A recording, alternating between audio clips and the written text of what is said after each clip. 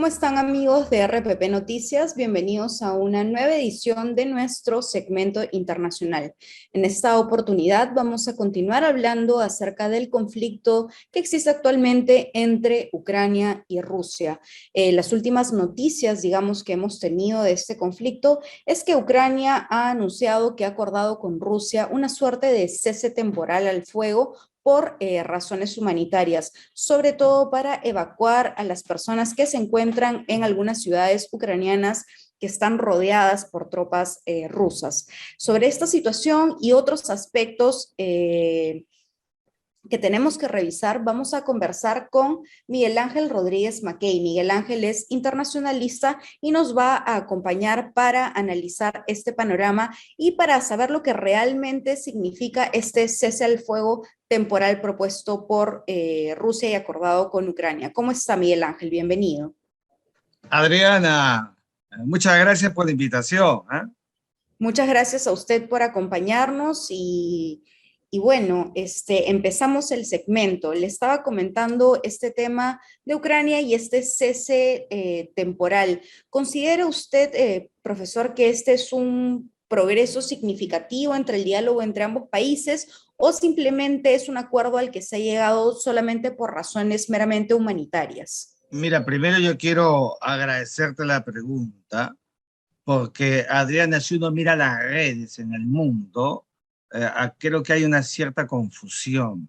Lo que Ujú. existe es un corredor humanitario, una vía para que puedan desplazarse Ok. aquellos que no intervienen en el combate. En el combate intervienen los militares, en el medio están los civiles.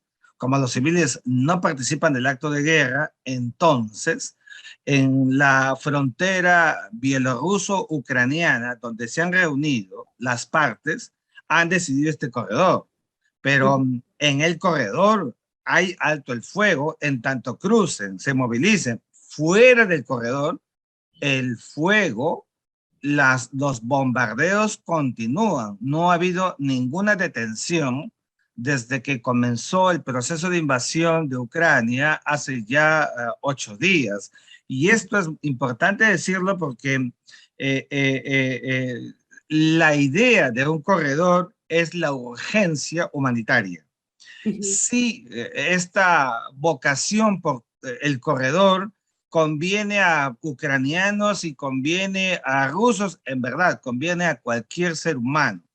Ojalá que esto pudiera llevar a un verdadero alto el fuego en todo el territorio de Ucrania, que por cierto es la mitad del territorio peruano. Yo lo veo todavía bastante complicado, difícil que eso pudiera darse. Ujú. Ahora, profesor, este segundo encuentro se ha dado en Bielorrusia, muy cerca de la frontera con Polonia, pero simplemente, como ha mencionado usted, se han centrado en un tema humanitario. Ahora, es posible que en el futuro exista un tercer encuentro, pero en este momento, ¿cuáles son realmente las demandas fuertes, por así decirlo, de Vladimir Putin en el sentido en el que no va a ceder?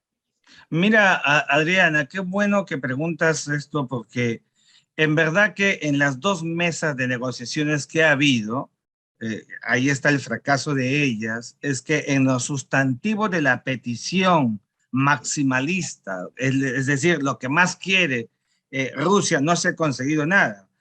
Las dos veces Rusia se ha sentado en la mesa y ha dicho, queremos el reconocimiento de derecho porque lo tiene de facto, de hecho nada más, de toda la península de Crimea.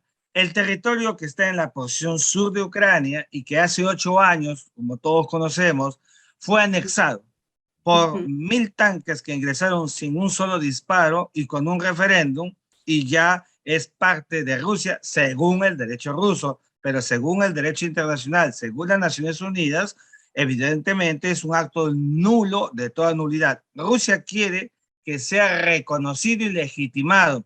Comprenderás que Ucrania, que está siendo bombardeada y su presidente, de hecho, han negado esa posibilidad de que Crimea sea incorporada oficialmente como parte del territorio ruso. Entiendo, profesor.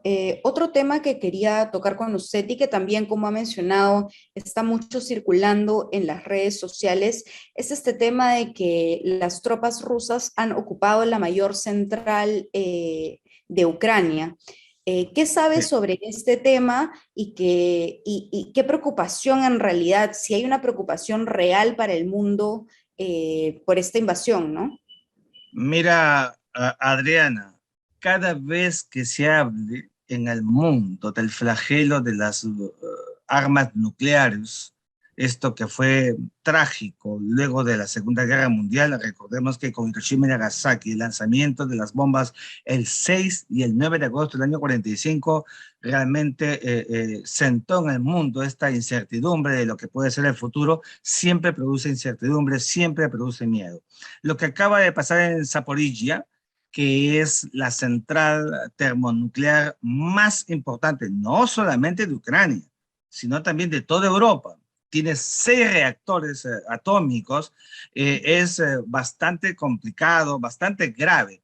Ha habido bombardeos cerca de ella y que han ocasionado incendios, poniendo en peligro que el fuego llegue a los propios reactores y produzca una explosión realmente de envergadura, y allí sí estaríamos hablando de otro nivel de guerra, de combate. Mira, Zaporilla está un poco al sur, centro-sur de Ucrania, y muchos se acordarán porque al norte está Chernobyl, la otrora central también termonuclear que en 1986 por un accidente produjera todos los resultados negativos que hemos visto. Nada de lo que pueda significar hablar de guerras nucleares, como anunció el canciller de Rusia en la víspera de una tercera guerra mundial incluido, evidentemente es bueno para la paz planetaria consagrada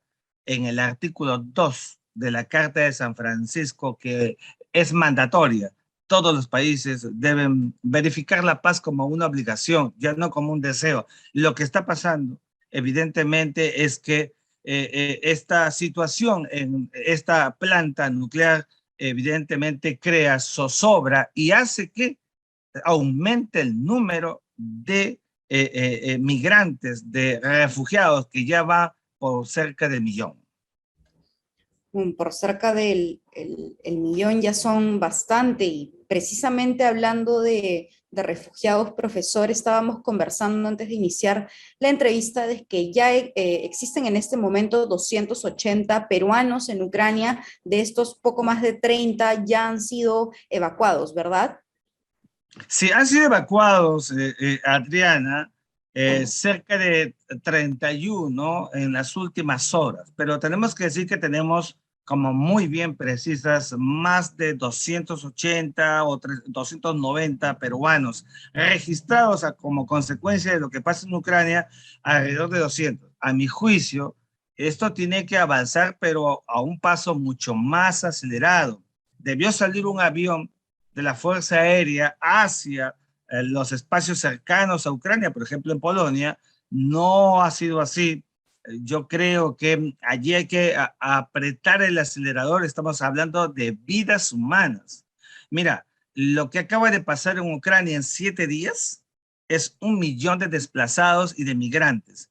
Mira, la guerra de Siria fueron en 7 años 7 millones de migrantes. Miremos la dimensión que se ha hecho en solo 7 días para comprender el tamaño de una guerra en todo el territorio ucraniano, por todos los frentes, por todas las fronteras, que viene siendo un ataque sistemático, violatorio de las reglas del derecho internacional humanitario por Rusia.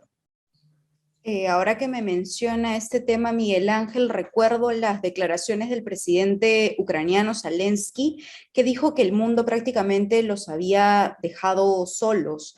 Luego de estas declaraciones, Ucrania ha pedido que, digamos, hayan otros países que los ayuden con aviones de combate, que los ayuden con sistemas de defensa. ¿Qué tan posible es que esto se dé y cómo podría reaccionar Rusia, ya que, como sabemos, Ucrania no forma parte de la OTAN?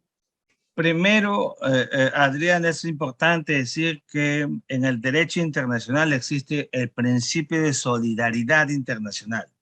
Es el Ujú. principio que han tenido los bloques. Por ejemplo, la OTAN en su artículo quinto habla que todos responden frente a un ataque, casi como los mosqueteros, todos a una y una a todos.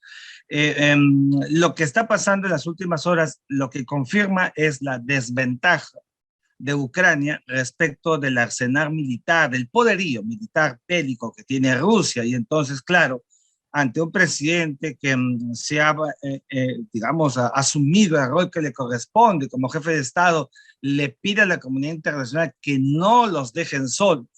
Evidentemente, la reacción internacional, incluso con gentes que quieren incorporarse voluntariamente, tomar las armas y defender Ucrania, se ha acrecentado notablemente. Todo es viable, todo es posible.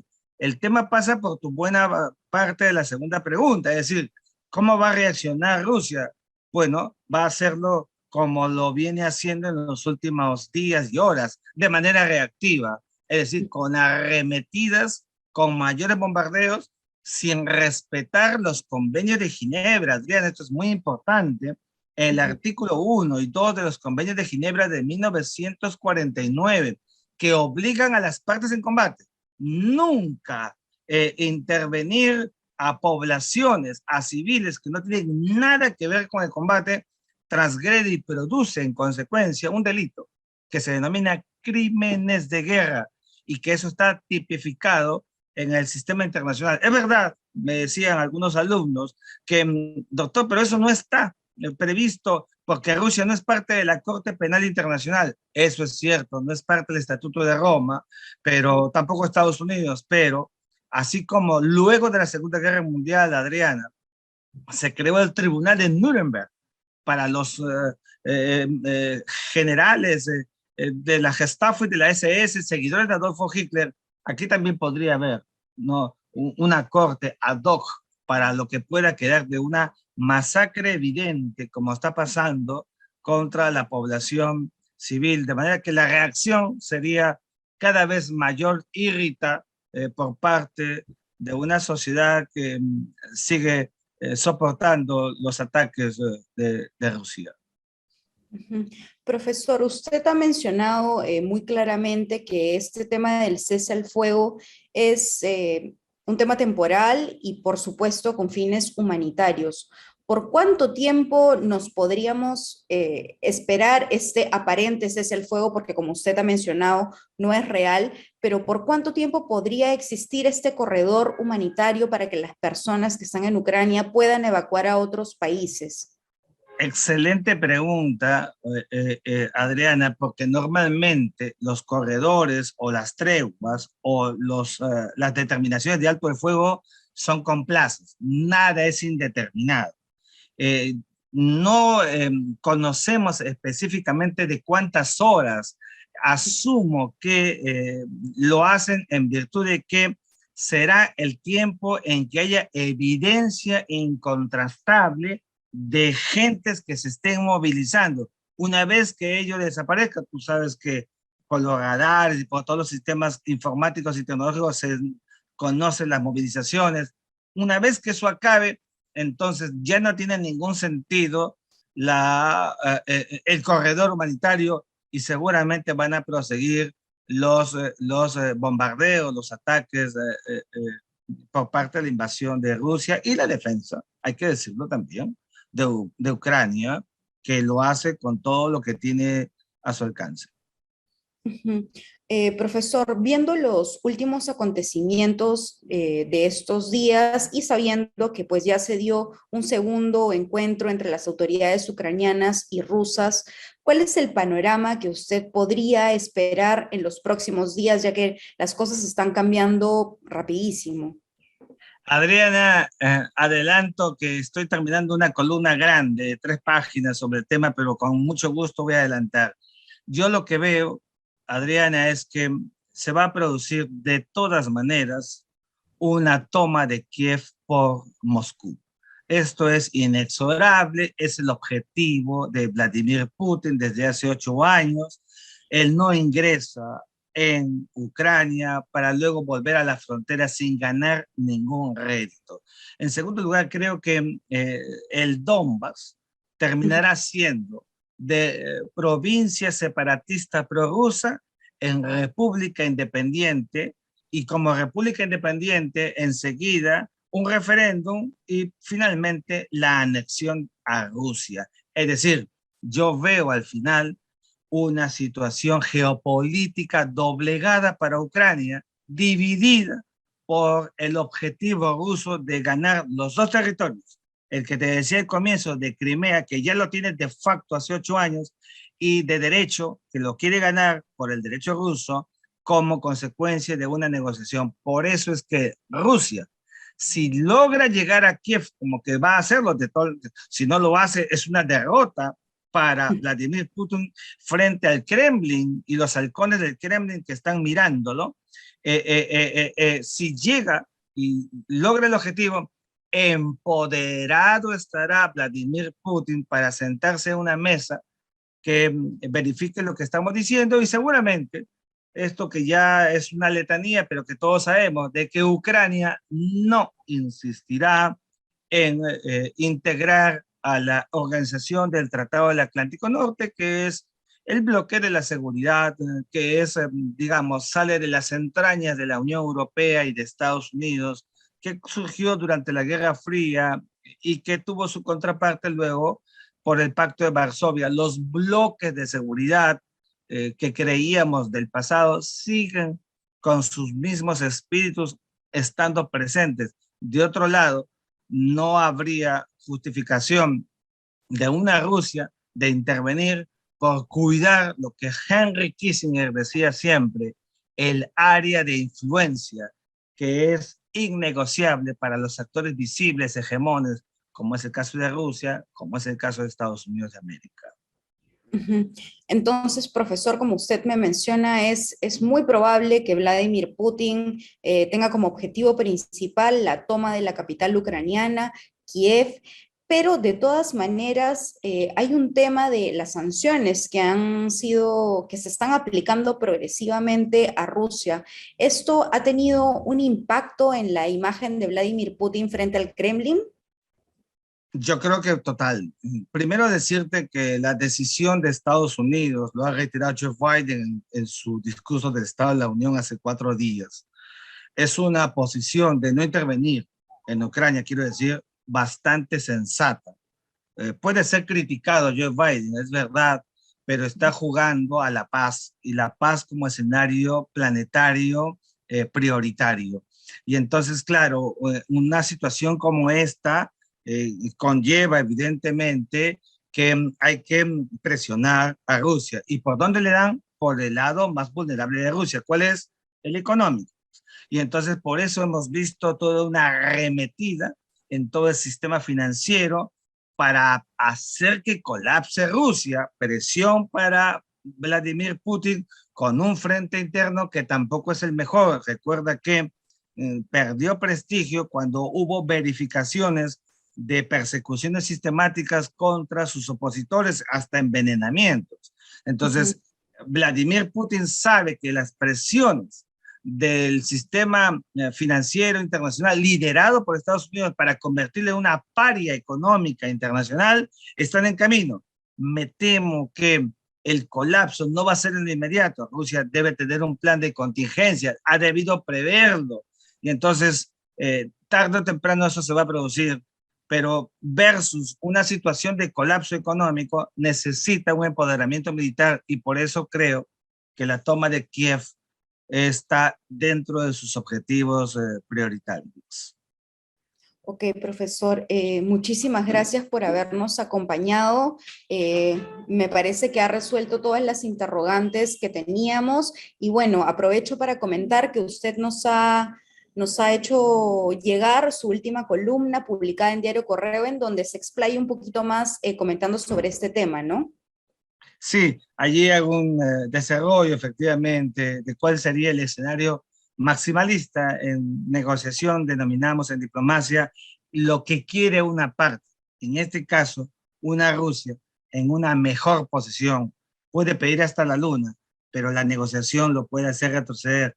Vamos a ver también cuál es la posición maximalista de Ucrania en su momento. Ujú. Bueno, por supuesto, profesor, desde RPP Noticias vamos a continuar siguiendo este tema todos los días y le agradecemos habernos acompañado el día de hoy y haber absuelto todas nuestras dudas. Encantado, muchas gracias por la invitación, Adrián. Muchas gracias a usted. Como lo presenté en un inicio, hemos conversado con Miguel Ángel Rodríguez Mackey. Miguel Ángel es internacionalista y muy amablemente nos ha acompañado el día de hoy. También para comentarles que si desean tener mayor información sobre el conflicto entre Ucrania y Rusia, tenemos en RPP Noticias bastantes videos en los que diversos especialistas explican precisamente los antecedentes, que son bastante amplios en esta situación. Los vamos a linkear en este video. Y aprovecho para despedirme de todos ustedes y para decirles que nos vemos la próxima semana en un nuevo segmento internacional. Muchísimas gracias por sintonizarnos. Hasta luego.